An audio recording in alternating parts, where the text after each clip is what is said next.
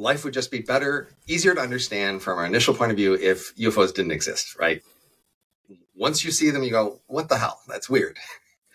And you're stuck in a position of finding a way to explain them. There's four major categories of explanations, I'd say. There's just delusions and mistakes, hallucinations, basically, as one category. There's hoaxes, purposely, trying to fool people and lie. There's some secret organization that's making real stuff that has these amazing capabilities, or there's some secret distant organization that's doing it. And that last one would be the aliens hypothesis. In this podcast, I speak with Robin Hanson, an economist at George Mason University. He has training in fields from physics to artificial intelligence and a huge range of ideas and interests in how to improve the future of humanity. In this podcast, we cover a huge range of topics, from UFOs to aliens to population declines, artificial intelligence, prediction markets, economics, and Bitcoin. So, hope you enjoy the podcast, and please consider liking and subscribing if you do. What are your views on the origins of life and life on Earth? What do you think is most plausible? That's a subject I don't actually have that many views on. Okay. I guess the main thing is that I think panspermia is more likely than some others would think. So Okay. Well, can we get into that? Would you explain why you think it's more likely? Right. So panspermia is the hypothesis that life started on some other planet well before Earth even existed, and then advanced for a while on that other planet. And then some rock smashed into that planet and knocked another rock with life off that planet. The life stayed deep inside the rock and it drifted for a really long time, but somehow part of it didn't die, such that when it landed on some other planet later on, the life could continue. And that planet could have been ours. Mm-hmm. So the usual reason to think of this as an unlikely hypothesis is the idea that it's just really hard for life to last on a rock for a long time. And if it's a short time, then it's really hard for the two planets to be close enough so that a rock one will get to the other one. And I agree that that's kind of hard. However, there's some considerations in the other direction, which are that it's really hard for life to arrive on a planet like ours right from scratch and then go through all the steps to get to where we are before the window for life on a planet like ours ends. That's also really hard. And in fact, the idea is that the reason why the universe looks so empty is that life starts down that path in a lot of places, but it just can't get to the end by the deadline like it got here. We got really lucky on this planet for life to go through all these steps and get to where we are at this very early date. And then if there was life on a previous planet, then that roughly doubles the time during which life could have had to do all these hard steps. And the usual statistical model is that the chance of something happening by a time goes as the number of hard steps raised to the power, it goes as time raised to the number of hard steps power. So looking at timing on Earth roughly guesses, 6 hard steps, in which case time, the chance was time to the 6th power. And if it was only 6 steps, then if we add twice as much time, then we get to increase the probability of the hypothesis by 2 to the 6th, which is, 32. But if in fact there were 6 hard steps on our planet and also 6 steps on the prior one, now we're raising it to 2 to the 12, which is more like 4,000. Mm-hmm. And so the hypothesis that there was panspermia is raised by this chance of 2 to the 4,000, roughly 4,000, relative to the hypothesis that it all happened all in this planet. So that's a factor that leans you more in the direction of panspermia. So you just have more time to develop on those other planets, and you because need a lot of time. Time is really crucial to being able to do all these hard steps that happen here. A weaker point is just that the chance of panspermia would be proportional to the number of planets in our stellar nursery. That is, most likely panspermia would have seeded our whole stellar nursery, the whole thing, because there would be lots of rocks flying back and forth, would be dense. And so the bigger our stellar nursery was, the bigger that chance. And it turns out from some other data, our stellar nursery was really big, max size. So that's support for the hypothesis that it happened. It's a weak support, but it is support. And so that raises also the chance. If there's 10,000 stars in a nursery, then the chance of panspermia happening is the chance of this transfer to the nursery times the number of stars in the nursery you could seed. And so now we're getting another factor of 10,000 favoring the hypothesis.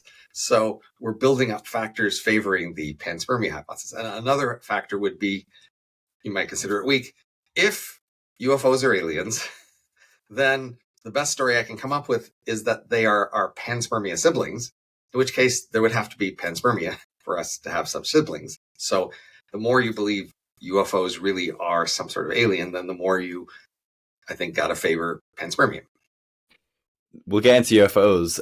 To sort of understand the story so far, though, if panspermia is more likely for origins of life and life, say, here on Earth, because you could have that life develop for much longer in some other part of the galaxy, because our sun is a bit more relatively recent, and they could have had billions of years elsewhere. And you add to that there are also many planets and stars in our sort of cluster, so panspermia could have had a better chance of getting somewhere. Is that right? It could have. So the universe is now 14 billion years old. Our planet is roughly 4.5 billion years old. So that means, according to the usual story, there was 10 billion years of universe history before our planet shows up. Now, the peak of star formation, and therefore planet formation, was roughly 4 billion years after the beginning. So in the usual story, there were most of the planets and stars forming and a lot of stuff happening. Most of the stuff that happens in the first 10 billion years. And our story doesn't include any of that. And then our story starts 4 billion years ago, and then, life evolves on our planet. Whereas the alternative panspermia theory is using that prior history a lot more, right? It's saying, no, important stuff in our history was happening back then. And there's also a factor in that, just more planets and stars were forming way back then. So that also has to add a boost to the hypothesis that, important stuff happened back then. It's interesting because that you're thinking of likelihood and priors, it kind of pervades a lot of your thinking on this area and others. So it's not, even the panspermia, it sounds like kind of a wild idea. Actually, it's more just, it just helps you incorporate sort of more of it. It just makes it seem more likely.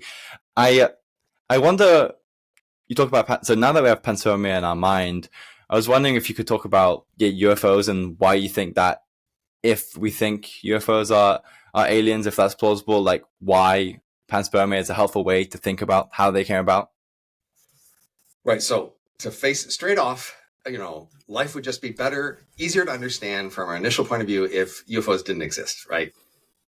Once you see them, you go, what the hell? That's weird. And you're stuck in a position of finding a way to explain them. There's 4 major categories of explanations, I'd say. There's just delusions and mistakes, hallucinations, basically, as one category. There's hoaxes, purposely, trying to fool people and lie. There's some secret organization that's making real stuff that has these amazing capabilities, or there's some secret distant organization that's doing it. And that last one would be the aliens hypothesis. So you don't really have much more than these 4 categories. And so for each one, you have to do this Bayesian game of asking, for each category of explanation, how plausible would you think that would be? And trying to come up with the most plausible story that would fit the data we have. And ask, if this were true, how plausible would it be to see this sort of thing? And we got to do that for each of the categories. And so the obvious one, obviously hallucinations and mistakes happen all the time. So the prior is really high on that. The question is just, can that explain? And obviously it can explain a lot. I guess we roughly have 100,000 UFO reports worldwide that are officially written up, and a lot more sightings that weren't written up. So clearly a lot of those could be explained by mistakes. But if we go to the set of them that are the hardest to explain, with a lot of people seeing the same thing with a lot of different kinds of instruments and repeating over days, and etc., then I just think those are pretty hard to explain as delusions and mistakes. I just can't do that. So now I got to go with one of these other categories.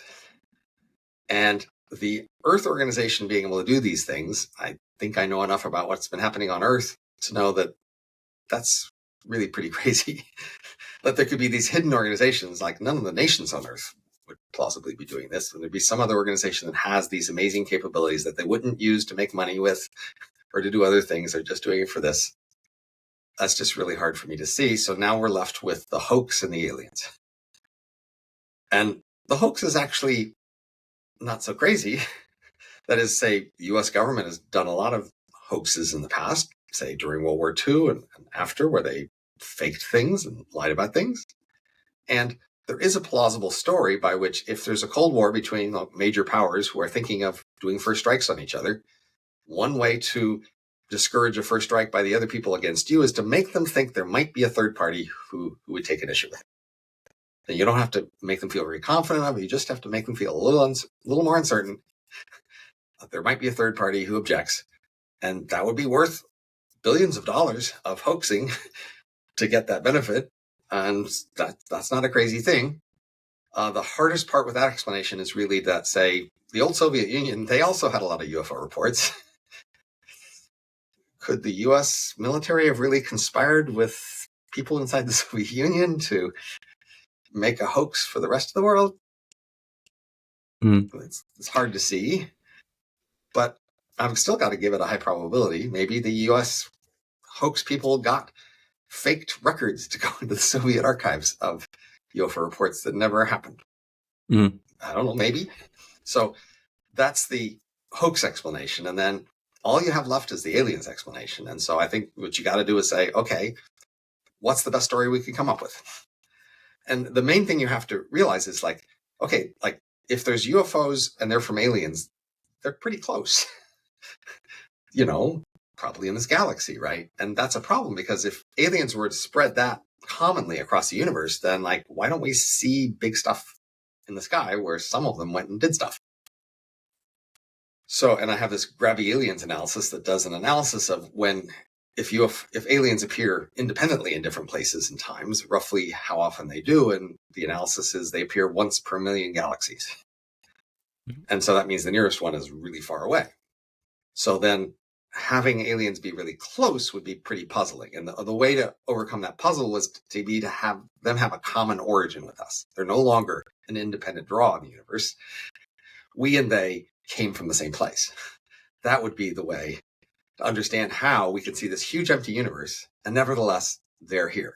And the idea is this: okay, there's just one of them. For the next million galaxies, there's just one of them near us, and they happen to come here, but everything else is empty, and there aren't any other aliens for another million galaxies. That would be the way to make sense of that. And so then for them to have a common origin, panspermia works. That is... So yeah. So that one you just said is kind of unlikely, right? That there are just... that it would be so rare. However, panspermia can kind of help do that, because the panspermia could have come nearer to us. Is that right? Well, there would be this common planet earlier let's call it Eden.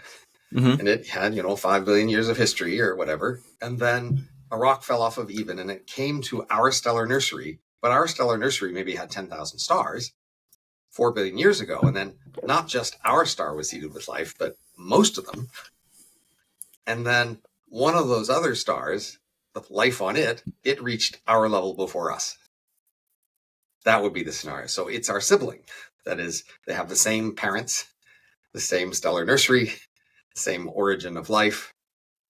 And for that, basically our life would have stuff in common with them because it would have shared that first 5 billion years of history and then diverged in the last 4 billion years.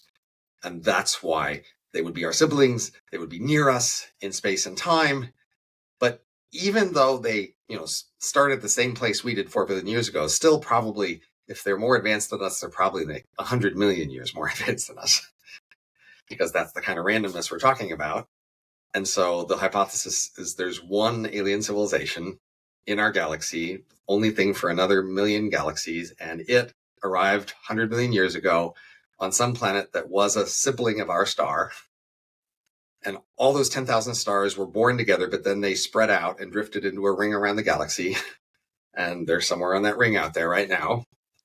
And then that's who would be here. Oh, okay, that makes more sense to me. And if, let's say, it's a plausible story that there are aliens here, what are their intentions if there is this sibling planet with life? What are they doing? How can we explain what they're doing? The strange sightings now. In principle, they could have lots of motivations, but we can figure out one of them just from what we just said, which is, look, not only are they aliens near us 100 million years more advanced than us, clearly they did not colonize the galaxy. They have not changed much of anything around here. And that's quite an achievement, really. That is, if they're a big civilization with lots of parts, it would have just taken any one part of them to decide to go out and colonize the galaxy, and it would have happened in 100 million years. So they successfully prevented any part of them from doing that. And they succeeded that for 100 million years. So this is the thing we know about them. Like, they chose not to expand, and they chose to enforce a rule in their civilization to not let anybody do that, and they succeeded in enforcing that rule.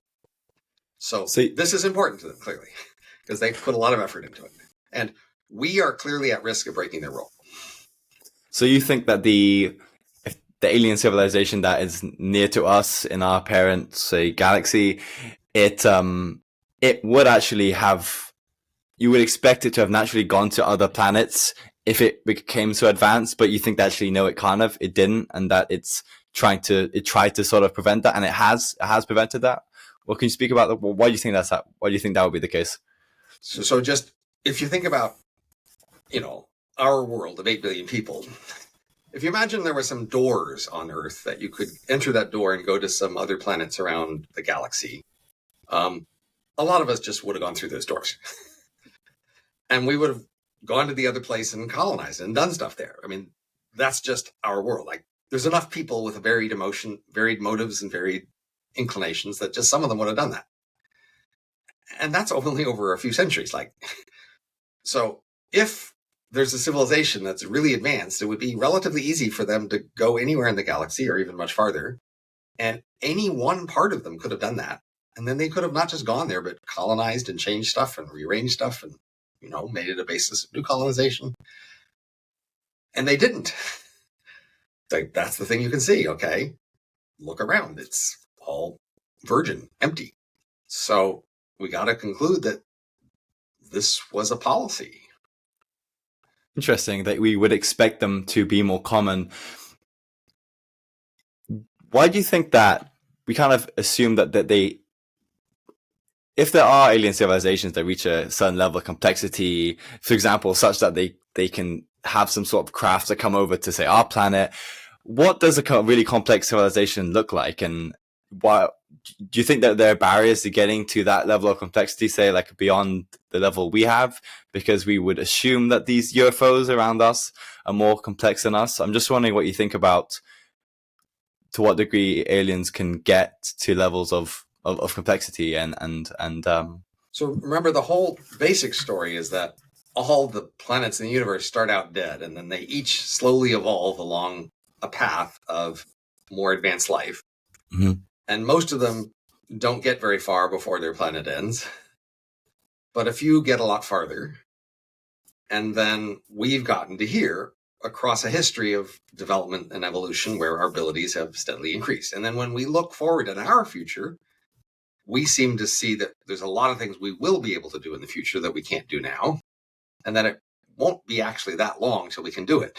A few thousand years at most, certainly much less than a million or a billion. So that's what we think we might become. Of course, we're not sure of that. But, if you gave us 10,000 samples of a civilization like us, we might expect a few of them to get much farther along. So, it could have, of course, been that our panspermia siblings got to our level and then died, or got to our level and then froze in stasis. But the thing we could know about UFOs as aliens is they managed to reach the level where they could send something here. So that means they got quite a bit farther than we are now, right? And those things here are active. So it's not, these aren't just like artifacts or, ancient relics. I mean, they're around. So these are things that could even now go out and colonize things.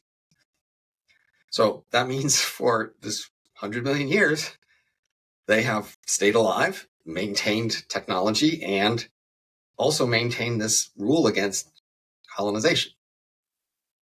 Why do you think, if they do have this rule against colonization, which explains why there aren't different civilizations on loads of different planets and sort of all across the galaxy, why do you think they have that? Is it to prevent war, or why do you think that? Well, for the purpose of the sort of analysis we're doing, all we have to do is find some plausible reasons. We don't have to know what they are. We just have to decide that they're not crazy, unlikely reasons, right? Because we're trying to construct a hypothesis and estimate its probability. And so this is part of the hypothesis. And so we need to say, well, how unlikely would this be? So as long as we find some plausible reasons, then we're mostly okay here. So one reason is, I think, something we'll face in our future soon.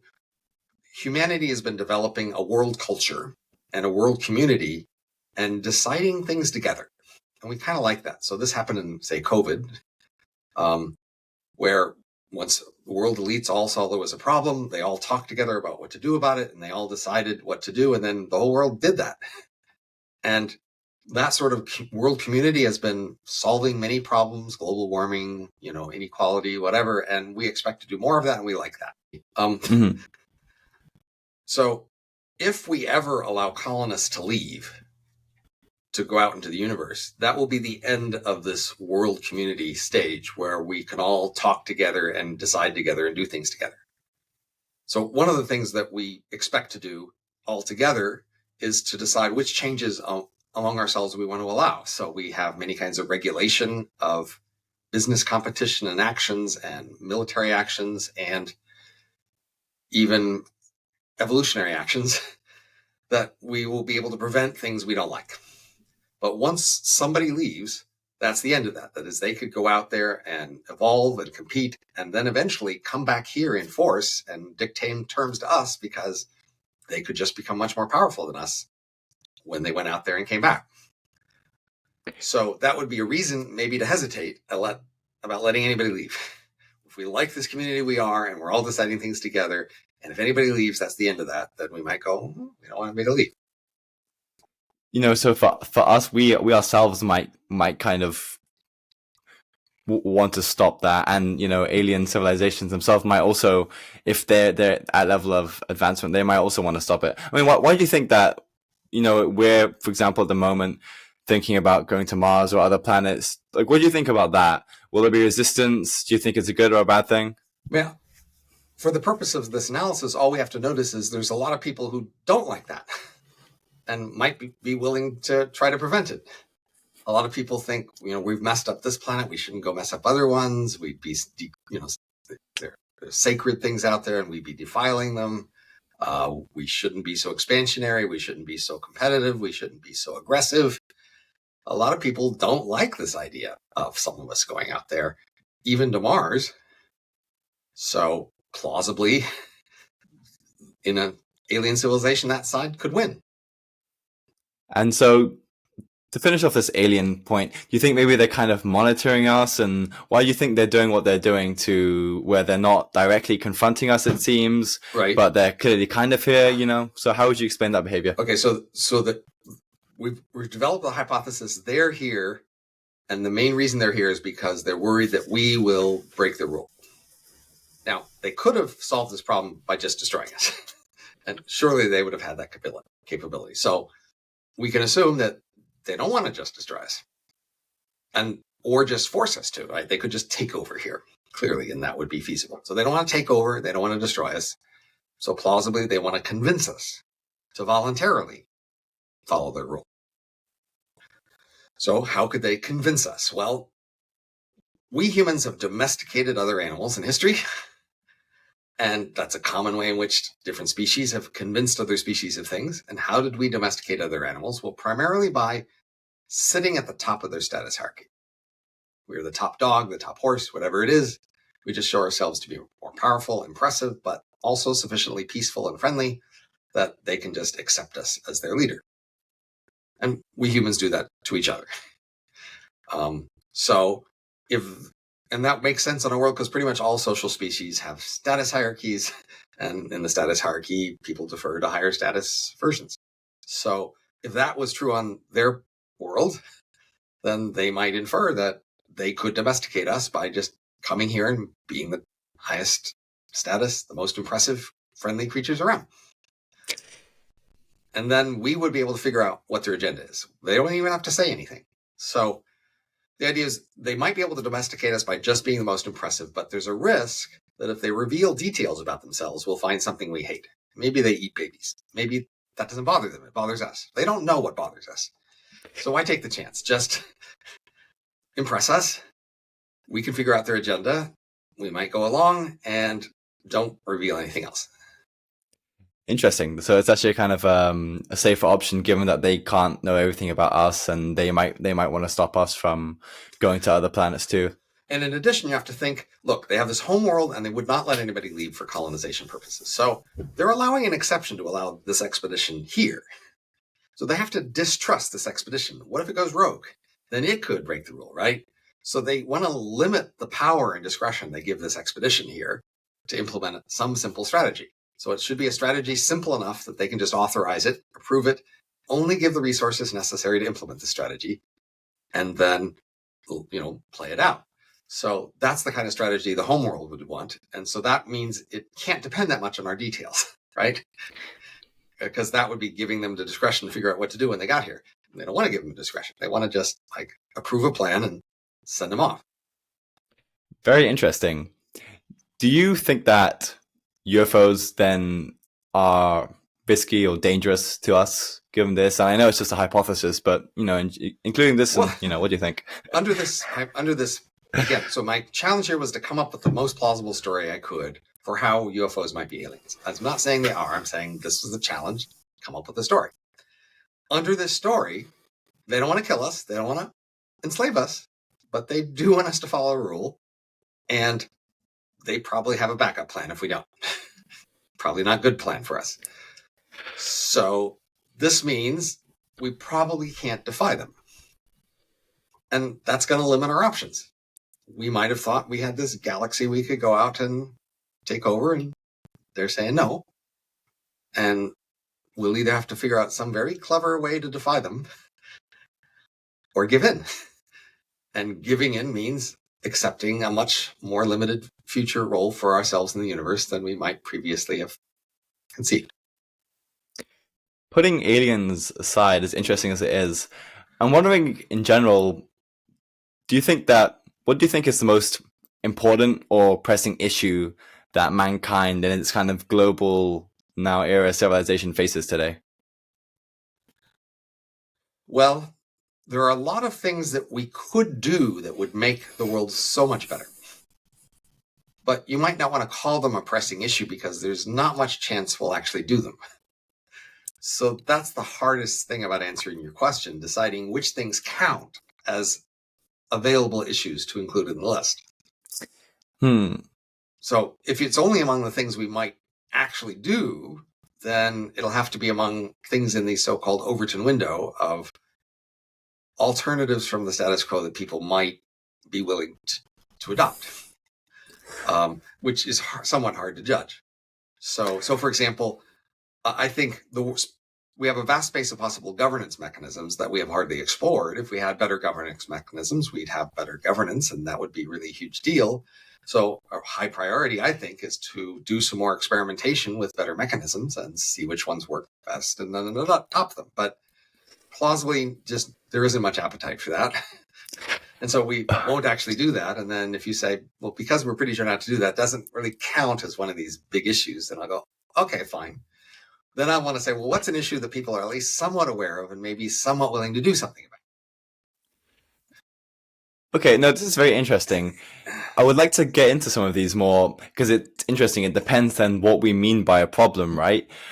I would like to hear some of if you have any radical ideas of things that could potentially have massive benefits, but we're just probably not willing to consider, or we have to do a bit of experimenting in order for them to work.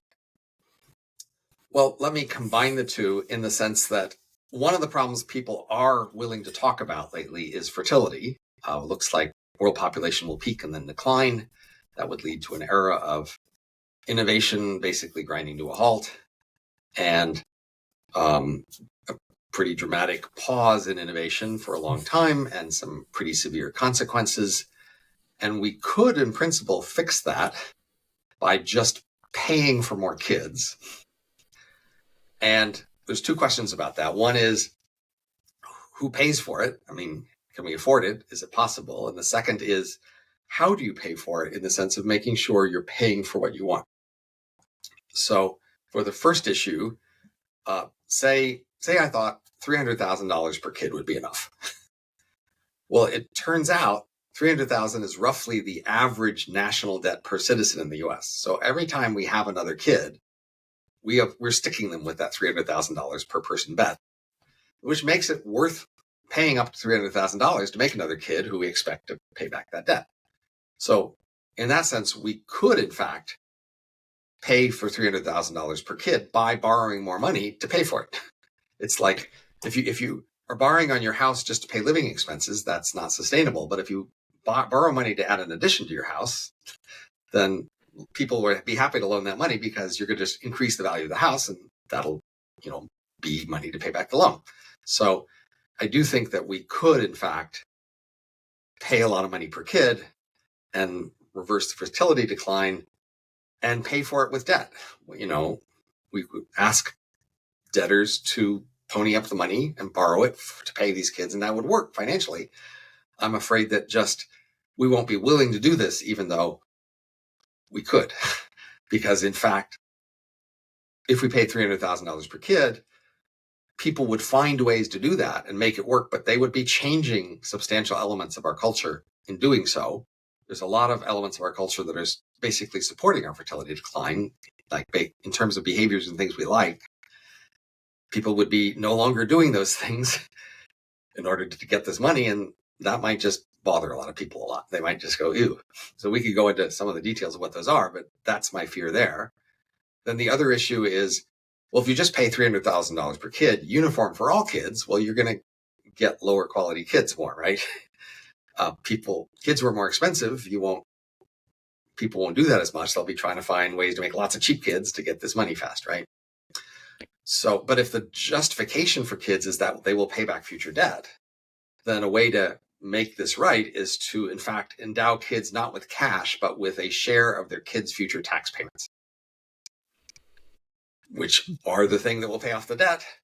And then a parent who has kids who look more likely to get more future tax payments, they will, in essence, get more money when they sell those assets, and that'll give better incentives. Interesting. It's a kind of we'll get into the solutions because I'm very interested in digging into this underpopulation and slowing fertility, and there's some pretty interesting solutions. But I'm wondering why you think it's kind of an underrated problem. Some people don't really think about fertility declines and falling population growth. It's, if anything, people think about overpopulation. So would you be able to say anything on that? Why do you think it's not such a big issue? This is just one of those topics, of which there are many, where wider public perception hasn't caught up with expert analysis. I think this isn't my opinion. This is consistent opinion of the experts who've analyzed the fertility problem, that it looks very consistent and it's just going to go down and there's going to be big hell to pay. That's just straightforward. So the key point is that, look, ancient Greece, ancient Rome, and many other ancient societies had declining elite fertility and often declining larger fertility. And they knew it was a problem, and they often instituted policies to solve the problem, and they just failed. In 1905 in the United States, then President Roosevelt publicly said that the biggest problem in his world at the time was that Catholics were outbreeding the Protestants. This was racial suicide, he said. And they did not solve that problem. And fertility has been declining very consistently worldwide for several centuries across a very diverse range of cultures and contexts. And so even though there's variation there, that variation doesn't seem to be sufficient to get us out of this strong, consistent downward trend. So basically looking at a very consistent trend in a very bad direction without that much variation, and with historical record of people knowing that this is a problem and failing to solve it.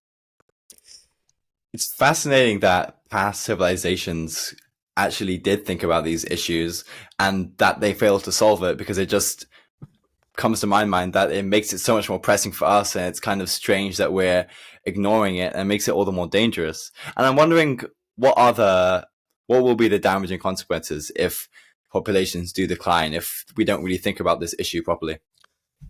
Okay, so one thing people focus on is just, say, having trouble paying for old folks' retirement and medical expenses or whatever. I think that's true, but not the biggest thing. A bigger thing is really just that innovation would grind to a halt. We would just stop having new stuff. And then we'll lose scale economies and division of labor. Like at the moment, we've got lots of different kinds of software in the world that have mainly fixed costs to make. Well, we just couldn't afford as many kinds of software. We just reduce it. We really couldn't even afford as many cities. Some cities would just empty out. People move into the other ones. And a lot of things that are efficient now because we do them at a huge world scale would no longer be as efficient because the world scale will go down. But these are, I think, doable, minor. I mean, you can still handle these things. The most fundamental thing, I think, is just that, look, either we all go extinct or some group manages to get high fertility. And unfortunately, the groups that seem most likely to do that are the ones that have already achieved that. So there really already are some highly fertile, highly insular communities on Earth who have successfully maintained that for a long time. So the Amish, for example, in the United States, have been doubling every 20 years for a century. And they retain 93% of their kids into their community, and that percentage has been going up. If they can do that for another 2 centuries, they will be 300 million people and dominate the US population. And Orthodox Jews are similarly in a situation of maintaining high fertility, and this is how the Christians took over the Roman Empire. Apparently, Roman Empire was declining in terms of elite population, certainly, and mass population as well, apparently, and the Christians doubled every 40 years for 3 centuries because they were anti-infanticide. They were more willing to go save the babies that other people were trying to kill off. And they were more pro-family, and they just grew faster than the rest of the Romans. They didn't mostly convert the Romans. They mostly outgrew them. That's the default scenario, I got to say, about our future. And when the Amish take over, they will likely throw away many things we cherish about our culture. And they're not going to be very pro-innovation, but during this era, when they take over, they won't need to be. That is, it'll be an era with very little innovation. And an era where high tech will be falling because large scales, we can't maintain the large scales. So their reluctance to do high tech stuff will also not punish them so much. That's the scenario to beat, is my claim. Either you make your peace with that scenario, or you ask, what can we do instead? You have an article talking about the things in culture and the ways in which we care about other things, and that it's not necessarily a high status thing to have children. And so could you speak a bit about status and signaling and what makes our culture sort of in this problem in the first place? Right. So, a traditional high fertility culture, people marry early and then put a lot of effort early into having kids. This comes with a lot of parental support and also parental input into how things are done. And they don't go through that many years of schooling. And they have pretty substantial differences in gender roles. And this is how high fertility cultures work in the past and even today, the ones that work today. So then you can go through that and see how our culture is different. And in each of the ways it's different, we are very proud that it's different, and we are eager to keep it that way, and even more so, right? So we have more years of school, and women and weaker gender roles. So women are eager to show that they can do as many years of school as men. In fact, they are getting more years of school than men. There are more women in college than men. And we're basically demanding more years of school before you can start a career, and then also demanding a lot of devotion in a career in order to show you're successful at a career. And we're not really allowing pauses or part-time participation in those paths. And in addition, we now have more the norm that marriage is what they call a capstone achievement rather than a cornerstone of life. That is, you're supposed to find yourself first, get a successful career, set yourself up in life, define yourself, and then go find somebody out there who matches the particular thing you've defined yourself to be, and do a big search to be very picky about it. And then when you finally pick somebody there and your career is set, then you can start to think about having babies if you're willing to sacrifice the career that you then have. And of course, the usual high fertility cultures were rural cultures, and the low fertility ones tend to be urban. And these urban people, in this period of a lot of school and a lot of career ambition and a lot of dating and searching, are living in cities where they're having a lot of fun. And they're going to movies and restaurants and parties and traveling. And that's the world we celebrate and that people are eager to join and to, be more part of. And that's the world that's in the way of fertility. There's many issues that you talk about, and as well, sometimes it's hard to say they're an issue. It's just our culture has just gone down certain ways, like liking travel and marrying later, and so it's sometimes difficult to solve any one of these problems. I mean, to zone in on one, I'm interested in this woman working more now and often having more years of schooling than men. So the podcaster Chris Williamson talks a lot about how women tend to marry and want to find mates with people earning higher income, sort of higher in status. I'm wondering what you think of that issue, and to what degree this is an issue of men not sort of earning enough or having as high status, and maybe have any radical economic policies, or what do you think of this issue? I think it's minor contribution to the overall effect here. It's real, but minor. Certainly, women don't just, so you might think there's some ranking of women or ranking of men, and women want to have a man at the same ranking as them. But that would be true in all possible societies. So different societies wouldn't change that fact. And so that would just be a stable feature. People are trying to find someone at their level or above. And so they end up matching, right? If people get some absolute standard of quality, though, then there could be a mismatch in the sense that if women say, well, I need someone with at least as much education as I do, and then fewer men have education than women, then they'll basically be asking for someone who's mismatched with them higher up, right? And then say if they can't find that, they'll just take nobody. Then you'll get fewer matches. In the last 50 years, apparently in developed countries, the number of children per mother hasn't changed. It's the number of women who are never mothers that's changed. So then apparently women are just, or men, or both, just not matching up early enough or with someone sufficiently attractive to them that they're willing to have a kid with more. That's the thing that's changed. So it is true that delaying mating and marriage and delaying kids and delaying careers, that's a big part of what's happened, at least in the last 50 years, is just more women with no kids. Very interesting. You mentioned also about, say, religious groups perhaps being the ones that would then have higher populations. I'm wondering about your views on declining religiosity, and is it a problem if in a world of declining populations, people that are more religious they outgrow other people? I'm wondering what you think about how that issue relates to, say, population declines. The key thing is our dominant world culture has a whole bunch of behaviors and values as a package together, and that whole package is driving falling fertility. And then in order to defy that, some group needs to have not just a different culture, but an insular culture.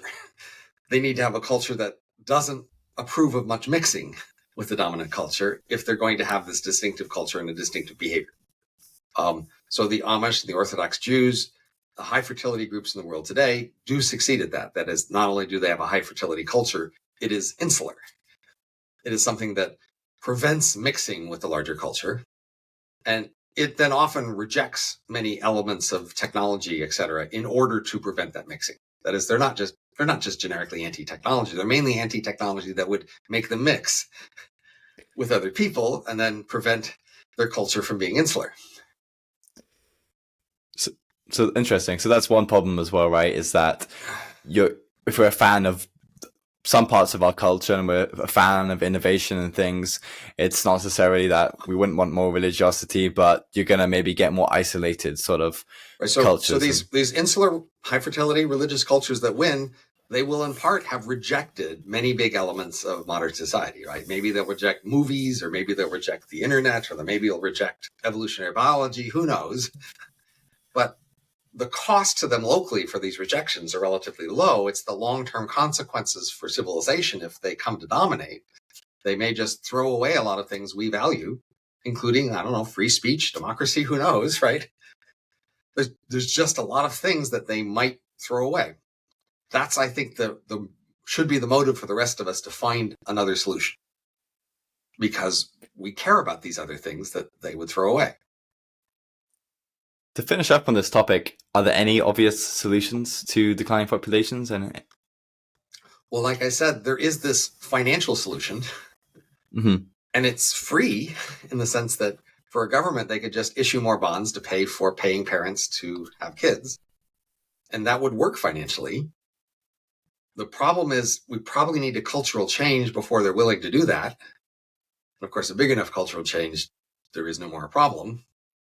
So, for example, say we offer $300,000 per kid, in essence, in these, tax assets in order for parents to have kids. Well, then these parents will be searching in the space of ways to make that work.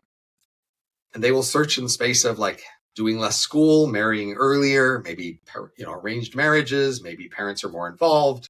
Maybe they, live in group housing. They're in rural areas, etc. They will be searching in the space of ways to make this fertility work so that they can get paid their $300,000 and have more kids, right? And when they succeed at that, those successes will be looked at by the dominant culture as bad. They will have rejected things we hold dear, right? They will have a culture that works, but it might be religious, it might be insular, it might not be very intellectual, it might reject larger cultural values, because that's kind of what it's going to take to make it work. And will people still be willing to pay that $300,000 when it's those people who are getting the money and those people are using it to undermine our culture? What do you think are some of the most perhaps low probability but maybe underappreciated risks to our civilization? I think a high probability risk is rot. So we have a very consistent history of, say, civilizations of the past rising and falling. So you got to take it seriously. There's something that makes civilizations fall, not just rise. We are now a global civilization. There could be things that are making us fall too, and not just fertility, other things. If you look at companies, they rot over time. That is, new firms are fresh and flexible in ways that old firms are not. And software, I was a software engineer for 9 years, just consistently has this phenomena where we throw away old software and we start over with a new one because software rots. So it just seems like consistently large, complicated systems rot by becoming more interdependent as changes are made to adapt to circumstances. And that's plausibly what we should expect for many of our major systems, like our legal system and regulatory systems and other technical systems. They're just rotting. What do you mean by rot? Rot in this case? So in software, rot literally means that it gets harder to usefully change. It becomes more fragile. And as it becomes more fragile, eventually you just can't very usefully change it. It gets very expensive to make changes. So it becomes cheaper to just throw it away and start over from scratch. That's what actually happens in software. And plausibly that's happening with our legal system and regulatory systems and many other systems. they are rotting, even government systems. In firms, the solution to rot is rebirth, death and rebirth. That is, firms die and new ones replace them. But when we have government agencies that last for centuries, they don't get reborn. They can just rot. And that's a problem I think we should be realizing is probably there and wondering if we can track it better and how to avoid it. Very interesting. So things kind of get so complicated and interconnected, and then and as well, you kind of, if you have to, even if you could change and throw away all that, that's also a cost here. You don't want to throw away something, right? So it's just a burden to be able to not be able to sort of improve things, you know? Right. So say the United States is rotting. Does that mean eventually we should just move to another country? Or does that mean we'll have a revolution and destroy a lot of major social structures in the country? I think either way is really expensive. I wonder what other, say, economic issues you think are, it's not necessarily an economic issue, but what other kind of issues like this do you think sort of as our civilization gets more complex than it's ever been? Are there anything else along these lines? Well, a related thing is that as new technologies come along, in the past, we really weren't very good at anticipating their consequences, where they would lead. And so we mostly were blind to that and just stumbled into where they'd go. Over time, we've gotten somewhat better at anticipating where technologies might lead, but unfortunately, that often makes people terrified of the images they get of where it might lead and leads them to shut it down and prevent change. So I think we are slowly locking down and preventing more kinds of promising change because we more have an image of where it might go. Interesting. You have an article where you talk about how fears about AI are often fears about just change more broadly and generally. Do you think that as our civilization gets more complex and larger, in a time where you could say need more change, we get more averse to it? And so could you speak about then AI and just generally that this attitude of fearing change? So in history, nuclear power generated these vivid images in people's minds of things that could go wrong. And so they greatly regulated nuclear power basically to death. And so we just have not achieved the potential of nuclear power much at all because we've just prevented it.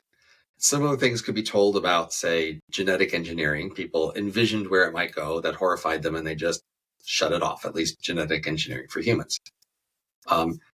Now, but for most technologies, people really couldn't see where it would go. And so, for example, many people later on were very critical about our car culture, but initially with the first cars, they really didn't envision that. And so they just allowed cars.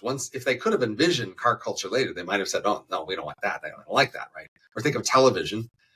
Once a lot of people were watching television all the time, there was a lot of criticism that this was terrible for society. But when people first created TV, they didn't really see that coming. So they didn't complain about it. And even say with social media recently, people didn't really see where it was going to go. But now when people think they know more where it might go, they're more willing to shut it down. And I think in the last year or so, people were really granted a vision, accurate or not, of where AI might go. They saw these large language models talking to them and their hairs went up on the back of their neck. They said, oh my God, that could go somewhere big. Now, it's in fact still a long way from somewhere big.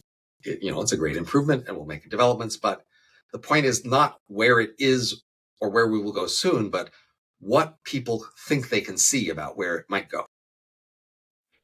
Interesting. Do you think that whether it's, say, nuclear or AI, do you think we have a tendency to only see the downsides or to envision futures, but then, only see the downsides? I don't know. I think it's just widely acknowledged that humans in general are just much more likely to look for downsides and upsides of everything. It's not particularly for new technologies. And potent downsides really do sort of shut down images of the upsides. We are really focused on downsides. What do you think of, you mentioned their social media. Do you have any thoughts on that? like related to many issues. It's a very strange thing. Do you have anything to say about it? Well, a lot of people are trying to blame many things on social media. So one of the trends we didn't talk about, I failed to mention in that promote fertility decline is intensive parenting.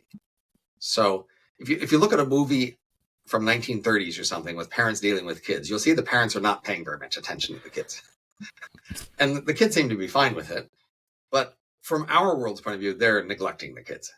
We have created much higher standards for how much attention you should pay to kids, such that if you let your kids go play in playground without any adult supervision, you're neglecting them or something. And we just insist that a lot of attention be constantly paid by parents to kids. And that clearly makes it fertility harder. The more attention you pay to each kid, the fewer kids you can manage to have. And there's recent data suggesting that intensive parenting is causing a lot of psychological problems in kids that people had previously been trying to blame on social media. But fundamentally, there's always going to be some negative trends. And then there's always going to be a market of people trying to blame those negative trends on some recent tech. I mean, this, as you may know, has happened like with novels, with television, all the way through history. New technologies, people blamed various trends they didn't like on the new technologies. Yeah, in sort of talking about sweeping broad histories in the future of our world, it's kind of switching tracks a bit, but I'm wondering what you think about the technology of money. I know you have an article about sacred money, and I'm wondering what you think about money in our culture and to what degree it contributes to issues, to what degree it's done good things for us. Do you have anything to say about that? We economists tend to think money is great, and we should just use it anywhere we can find a use for it. But there is this phenomena of people seeing money as profane and then not wanting it to touch or be associated with sacred things. So I spent roughly a year recently trying to figure out what the sacred was and how it worked.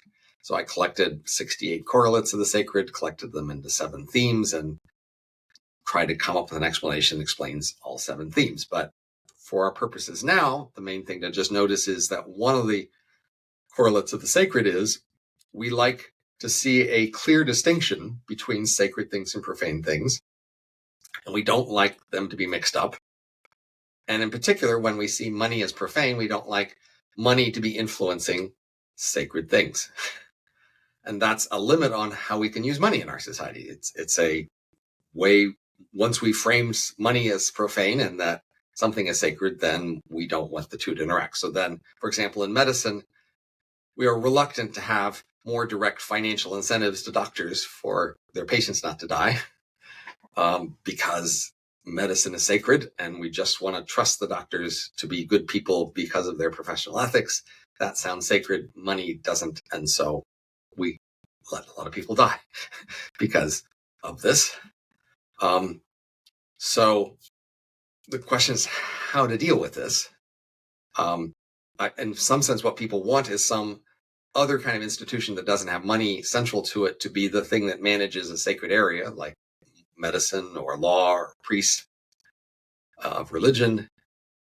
But I was trying to think about how we could instead make a kind of sacred money for which it would be okay to use in sacred purposes. So, for example, churches have budgets, hospitals have budgets, and in some way, these monies are treated as sacred money. They are money allocated for a sacred purpose, like the church or the hospital. And then we allow money to be used for those purposes, and that's okay as long as certain kinds of other influences don't come in to that money. So I wanted to generalize this and say, could we make a more general kind of sacred money that we would then be more willing to use? So, for example, like nonprofit hospitals are hard to create because a hospital costs a lot of money, and where are you going to get the money? You have to get it from donors. A for-profit hospital is easier to create because the donors will invest in the hospital and then they get the returns and profits from the hospital. People are reluctant to allow for-profit hospitals because money's involved. And then it's hard to create new hospitals if you don't allow for-profit hospitals. Go ahead. Well, so I'm just trying to understand this. Some things we don't like to incentivize with profits and money. yet markets are really effective. So is your idea that kind of like maybe we could change or add a kind of money itself so that we can sort of remove the stigma around money and the association with the profane?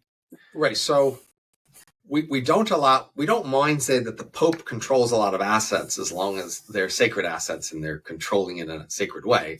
So my hypothesis is the reason why money is seen as profane is that you could use it for profane purposes. Money has that option. So if you make a bunch of money, say funding a hospital, you could then take that money and buy prostitutes or buy a big, tasteless yacht or have a wild party, and you could just do things with it that we wouldn't see as sacred. And that's why the money seems profane.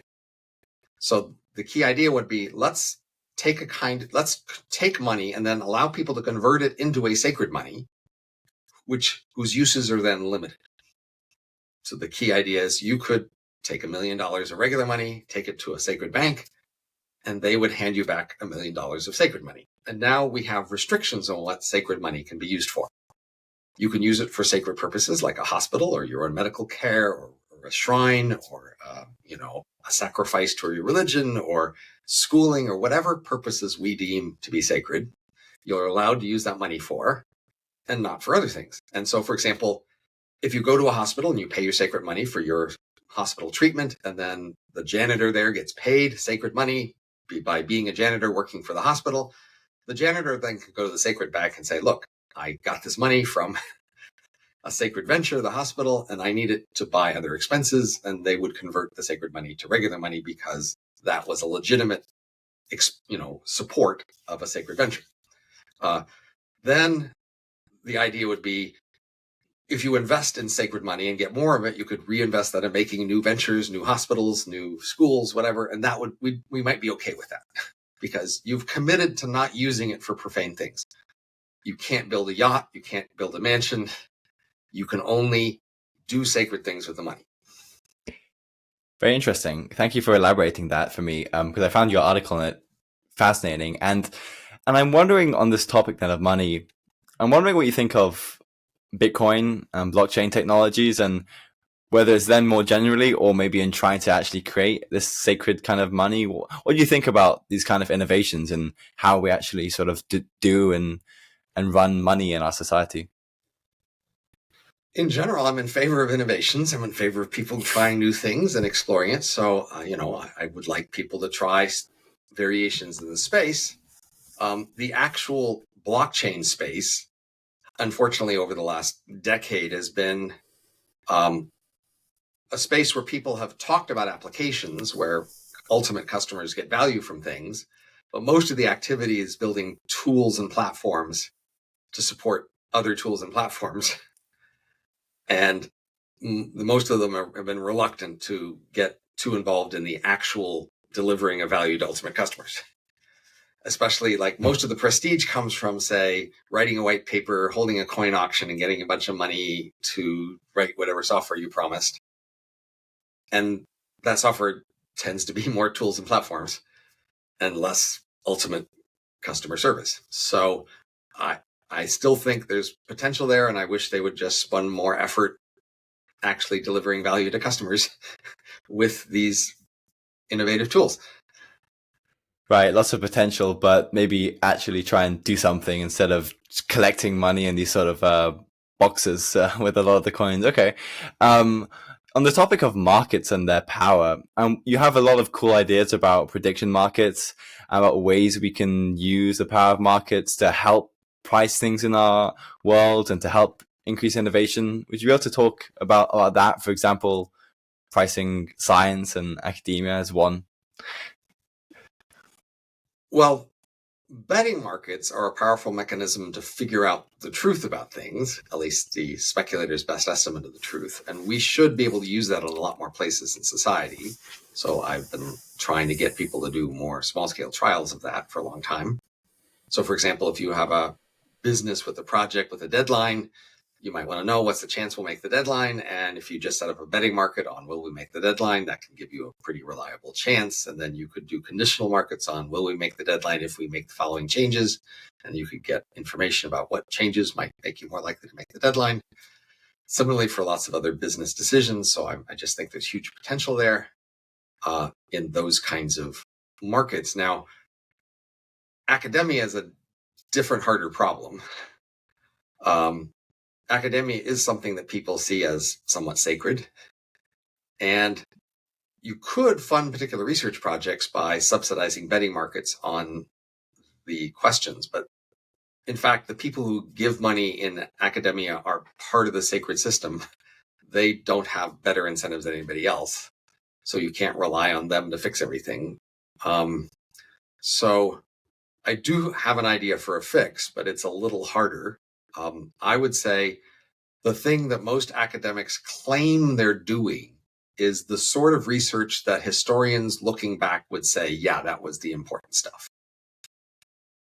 So that's where I would attach my new incentives to. I would want to first do a series of, exercises where we have historians evaluate research from a century or two ago and show that they can have sufficient, correlation in how they do it to evaluate who from a century or two ago should have gotten more attention in the work they did. That is, we're going to hold the standard that people say is what they really are doing and have actual evaluations of that ex post and show that that's possible. And then we're going to make futures markets in those future expectations now. So we would attach an estimate for each person or each research project in how it will be ranked by future historians.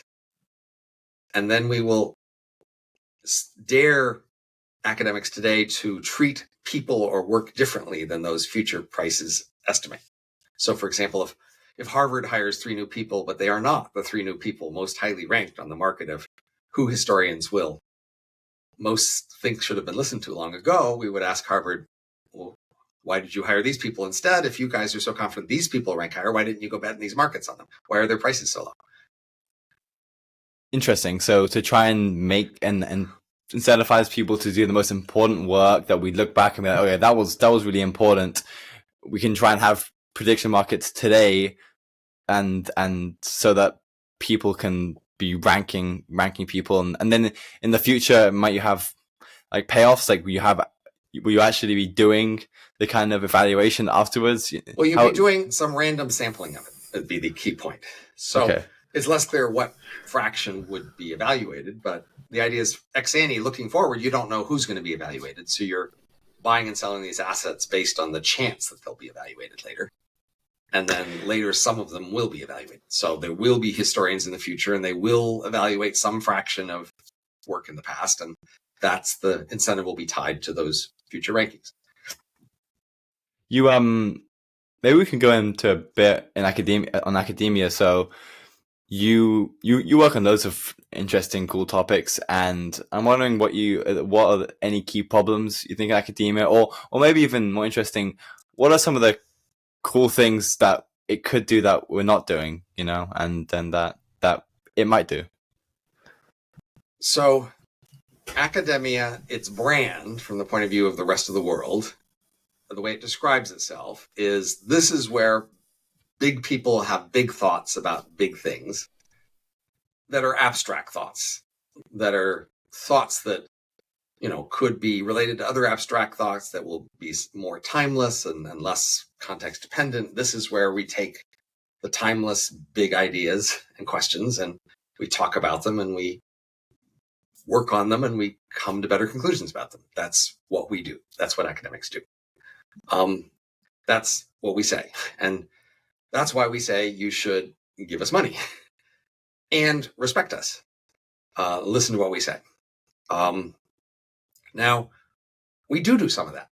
And in fact, we do more of it than maybe most other places in the world do. But the product we're actually selling is association with credentialed impressiveness. So if you're a student You go to a university that's prestigious, where prestigious professors will associate with you there. You don't ask yourself, are these professors making the most useful intellectual progress in the world? You ask, are they prestigious and will I be able to associate with them? Similarly, journalists who interview academics are similarly trying to get a prestigious quote from someone to put in their article. They're not asking, are these the most useful or productive minds? They're asking, are they prestigious and will people find my article prestigious because I quoted them? Similarly, funders of research, even nations, are asking the same thing. They are giving money to researchers so that they can have an association with them, and they want to associate with prestigious researchers. And they don't actually that much care whether the research is productive or useful. They just want that affiliation. So if you look at the actual product academia sells, which is affiliation with credentialed impressiveness, we do a good job of that. That is, the people we declared are credentialed impressive are widely accepted to be credentialed impressive. And if you want to associate with a credentialed impressive person, one of our guys will work for you, because once we say they're credentialed impressive, they will tend to seem so in the future. We will make sure there's a consistent application of that label to people. That's our product, and we successfully achieve it. But that product isn't intellectual progress or making insightful observations about things or figuring things out. That's more of a side effect of this product we're selling, which is credentialed impressiveness. So that's why there's all these opportunities to do more actual better research, to actually figure more things out more effectively, because we're just not trying to do that now. Fundamentally, we're trying to do this other thing, and that's a side effect. If we tried more directly to do the thing, we could just do it better. Right. I wonder if you have any thoughts on sort of broad areas or topics that science could potentially do more cool things. And maybe it's more of a subjective judgment, but for example, in reading more of your work, I've been going down the rabbit hole of thinking about space and aliens, and there are other areas which are not cool and credentialed to do, but that could have big gains or just interesting to you that you think people should explore more. I mean, I would say my primary intellectual strategy is to look for neglected important topics where I can find an angle that I might make progress. That's just my general method. So that means all the specific things I've worked on, in my mind, met that criteria, at least at the time. I don't have a general formula for finding such things. I would just think you should just keep looking and trying. Now, I might say a lot of useful intellectual work can be pretty qualitative and simple. And academics, because they're trying to be so impressive, tend to neglect just simple, straightforward analysis and thinking. So I would say, the straightforward thing is to find a topic that looks obviously important, and then look and see academia don't seem to be talking that much about it. And then just ask, what's the most straightforward way to attack the problem? And even if it's simple and qualitative, just try it. And you may or may not succeed, but first of all, if you're going to attack something, what you need is an angle, right? And so in some sense, what you want to do is spend your intellectual life collecting angles. That is, collecting tools that you could apply to a new question, sort of ways of thinking about it, questions you could ask about it, things you could measure about it. Those are the tools you're then going to use later when you come across a new area and say, what can I do here? You're going to find one of those things, say, well, I could do this because, that's worked elsewhere and I don't see anybody else has done it. Let's give this a try. So that means you're going to get better at that with age, because you just have collected more of these tools. So I think an intellectual strategy of collecting tools and looking for holes to address will just be something that works better the more tools you have and the more areas you've looked at, especially if you're going to connect two things. If you're going to see two different things and connect them, then the more things you've seen, the more pairs of things you could connect. So, but still fundamentally, what you're looking for is a neglected important topic where you have an angle. So important I think just comes from obvious measures of importance. I actually think it's not that hard to figure out what's important if you just paused for a moment and asked about it. What's more hard to do is, what's neglected? And so then, for example, if there's qualitative methods that people aren't using because they want to use fancy methods, then that would be a reason something's neglected. or neglected because there's a taboo on it, or many other things. But again, important, neglected, and an angle. If you don't have an angle to attack it with, you're stuck. You can't really do anything. You need like an intellectual tool of some sort that you could apply to it to make some progress. Maybe you could go into a bit what you mean by angle there, because I'm very interested in understanding how you approach problems, because you have such a unique thinking style and a focus on such unique areas. How would you attack a problem? I know you've talked a bit about sort of just seeing what's important to you, but how would you, maybe once you've thought of the thing that's important, how do you? I think I can basically just do it by example of recent topics. Okay. For example, Grabby Aliens. I did this work on aliens. I started that work because I read a paper talking about, where are the aliens, and it happened to mention the hard steps model, and then it mentioned a awkward implication of the hard steps model, and then it just said, and I realized, this literature has neglected the hard steps model. And I thought, I can do that. That is, here's a model, it applies to this area, and people haven't applied it. And so I just said, let's do that. So that's a very concrete example of noticing that a particular theoretical model applies in some area where people haven't done that.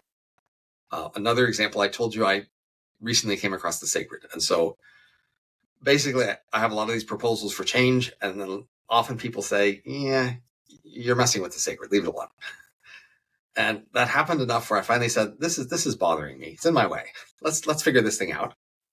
And then I looked into literature on the sacred, and I realized, well, there's very little sort of serious theory effort in this topic.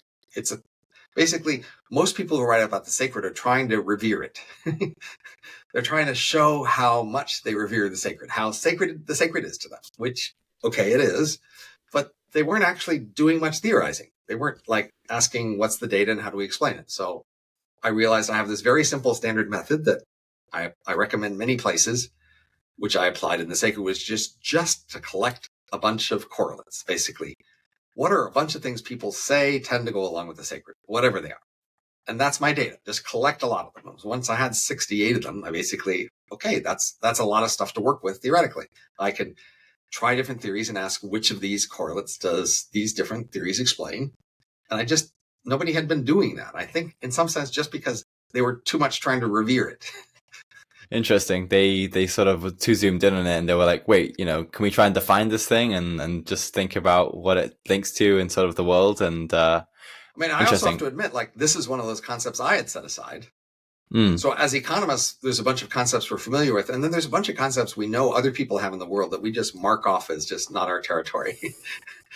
That like somebody else deals with that. And I realized, I had marked the sacred off as somebody else's job, but it could be my job. And I realized economists have almost never talk about it. Economists of religion, etc., they just hadn't talked about the sacred much. So I just realized, in my world, this is completely neglected. And when I read other people's discussion of it, they're neglecting the sort of theoretical analysis I would do. So then I see an opening, right? Again, important, obviously important. The sacred is just, a really big thing for a lot of people. Neglected? Okay. People I know aren't talking about it. Do I have an angle? Yes, the very simplest angle. People weren't doing. Thank you.